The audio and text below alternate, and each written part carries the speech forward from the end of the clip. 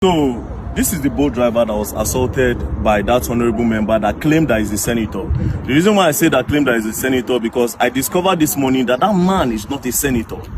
So this is the guy that I assaulted. Now, we have seen the video, we saw all what transpired, we saw the horrible things he said to you, we heard him call you monkey, rats, all the derogatory things he said to you. Now the question is, what happened after that video? Please.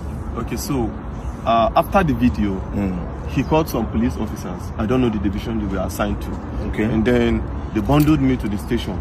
I wanted to drive the car. They said, no, I should not drive. Okay. So two sat beside me and I was in their middle. Okay. And then they drove me down to the station. Okay. When they drove me down to the station, they said I should go inside. I had calls. They didn't allow me to take my calls. Okay. So they were not asking what happened. They didn't ask me. They were asking people that were not there, the police officers. And then the police officer quickly said, I went to Honorable's house and I was fighting the Honorable. I kept mute. Did you show them the video? I have not shown anybody the video as at that time. Okay. They've not even the security person that came to bear witness as at that time have not seen the video. Okay. As at that time. Okay. So they now referred us to crime, that we should go to crime. So we went to crime. The man was not asking what happened. As I was explaining, initially I didn't explain. The man now said he cannot actually hear from one side. The other person has to come to actually give his own side of the story.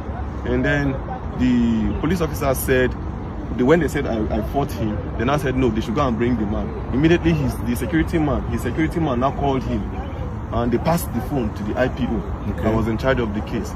And then the IPO was now talking to him on the phone and stepped out of the office where we were. And after some time he came back and said he wants to go and do investigation at the Honorable's house. Okay, the IPO left you at the station and said he wants to go. Which station was this? Maitama police station. So it happened within Maitama? It happened within Maitama. Okay, so the IPO left you at the station and went to the Honorable's house. Okay. And then after, they kept me there for over 2 hours. I was behind, I was at the counter. I was not detained though. They kept you behind the counter? They kept me behind the counter. And then after 2 hours plus, he came back. And then he was now like, why did I record the video? Why did IPO now change He was not trying to change the narrative. And I asked him, is there a part of the law that says I cannot record what somebody is doing to me? He was becoming a threat to me. And I had to take evidence so that people will know where I am. By this time, was the honorable member there? He wasn't there. He was at home. He was at home. So then I gave me a form to fill, to write my own statement as to what happened. As I was writing, the honorable I came. And then when he came, he started talking and he was shouting. Even at the station? Even at the station. He was calling you names? Calling me names. Like, I still kept mute and I was looking at him. So my colleagues were talking to him. Me, I've already had my own fair share of trauma from him. I don't want to actually have any engagement or any encounter with him. I just went to one corner and I sat down.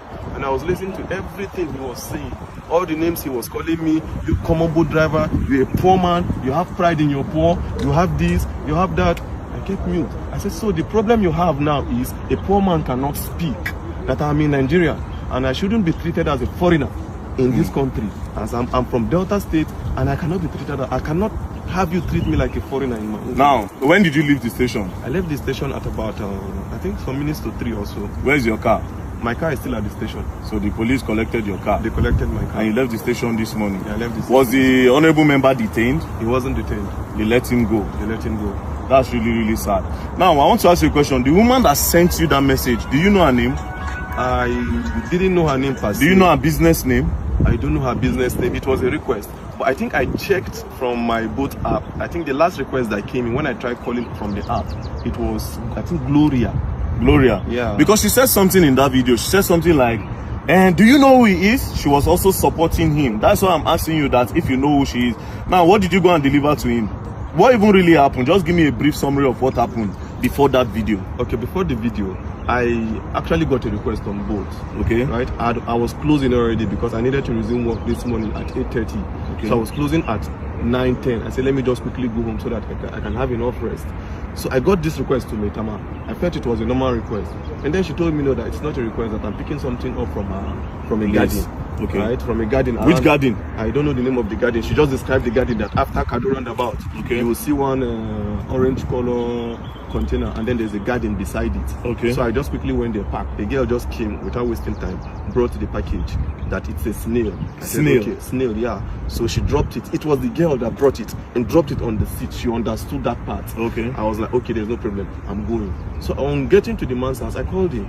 Okay, I'm at your gate. And I said, okay, I should give it to the security man. They gave it to the security man. The security man explained where the house address is. So I drove down to the house. On approaching, I called the man again. I said, Oga, I'm here. He now said, I'm not here. That if you're here, I will see you. So I drove. He now said I should park beside one camera. When I parked beside the camera, I saw him, but I didn't know he was the one. So I saw him seated few meters away from my car.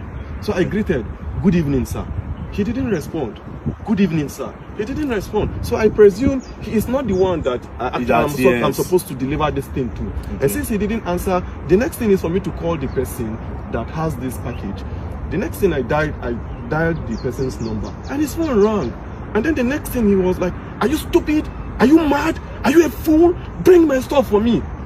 So I was not happy at the way he talked to me because I was doing my professional job, right? I was not happy. So I was like, okay, this thing you're saying to me, it has not gotten to it. Normally, I'm not even supposed to bring this thing to you. You are supposed to come and pick it yourself. Yeah. That was the only thing that got him angry. You're asking me to come to your car to pick my stuff? Are you okay? Do you know who you're talking to? It's okay. I can see the anger on your face, don't worry. The truth is that Nigeria is for everybody. Nigeria is not for one person. If an honorable member will be treating people like this, then just imagine what the president supposed to do. Now, I need to remind you, we are all clamoring for the youth to come to power. See this one and our youth. I always say something. The youth are looking for a better... They are not trying to make this country better, a lot of them. They want to get power to do worse than these people because they have a better way of hiding this evil than these old men in power. But nevertheless, the man does not have immunity. I just discovered that he's not a senator. So actually pursue this case. And I believe that the law will take its course. We'll go to... I've heard a lot of things about Maitama police station, which I'm not going to say. But I believe in the new commissioner of police that have been moved here. Commissioner of police Disu. So this case will be reported to him directly. And I believe that the law will take its course. So don't worry. You said you're not feeling well. I'm not feeling well. He hit me on my chest. Severally, he was just hitting me on my chest. And I stayed mute. I was looking at him. So when he was becoming much of a threat to me, initially I did not record because I didn't go there with intention of fighting. If I went there with another motive, I would start recording from the very beginning. It was when he was becoming a threat, when he said he would pay 50 million naira and then they would delete me and look at me, this cheat. He was just calling me all sorts of names. You pay 50 million and they will delete you. He will pay 50 million naira to somebody, to people, and then they will kill me and nobody will say anything. And when I noticed he was actually, this thing is becoming what I never expected, I quickly brought out my phone and you recorded. And I started recording. Don't worry, we'll go and write a petition and we'll take it up. Oh, Allah, more they go.